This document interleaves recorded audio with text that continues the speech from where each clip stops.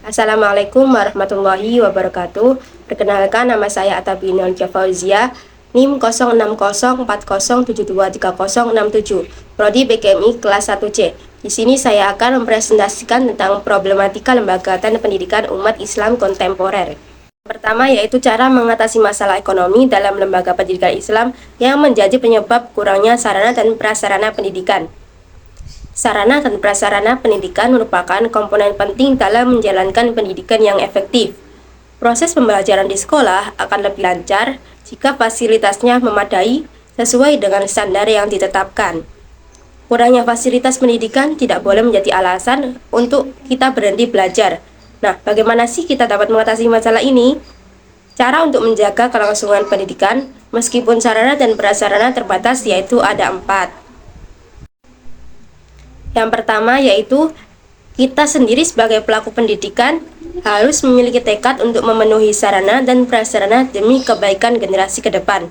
Kita juga harus siap berkorban demi kemajuan pendidikan yang kita anut.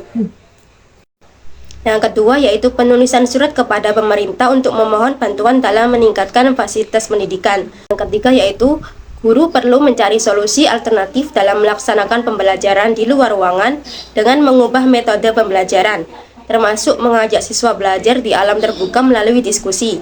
Dan yang keempat yaitu guru juga diharapkan menunjukkan kreativitas dalam melaksanakan pembelajaran dengan lebih banyak praktek seperti kelompok diskusi, bahkan menggunakan pendekatan bermain untuk meningkatkan semangat belajar siswa dalam situasi terbatasnya sarana. Sarana dan prasarana pendidikan memiliki peran kunci dalam proses pendidikan dan mendukungnya.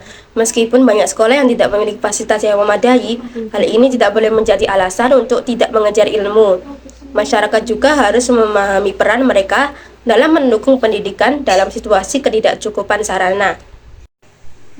Guru harus menjadi lebih kreatif dan sabar dalam mengajar, meskipun sarana dan prasarana pendidikan terbatas.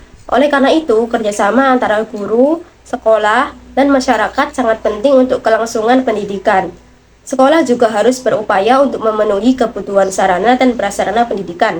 Dan masyarakat juga dapat memberikan dukungan dengan memberikan sumbangan untuk sementara waktu, sambil menunggu bantuan dari pemerintah. Selanjutnya yaitu solusi agar pendidikan di Indonesia lebih baik lagi. Reformasi pendidikan Islam sejalan dengan kemajuan dalam ilmu pengetahuan dan manajemen berbasis sekolah, baik dalam konteks madrasah maupun sekolah umum.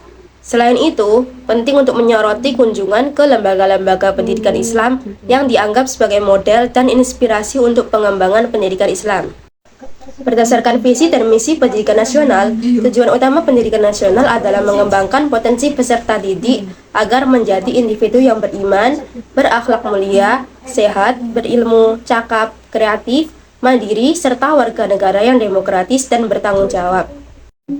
Untuk mencapai tujuan ini, pembaharuan sistem pendidikan memerlukan berbagai strategi yang mencakup.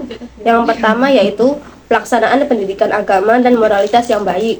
Yang kedua yaitu pengembangan dan pelaksanaan kurikulum berbasis kompetensi yang mendorong proses pembelajaran yang edukatif dan berdialog.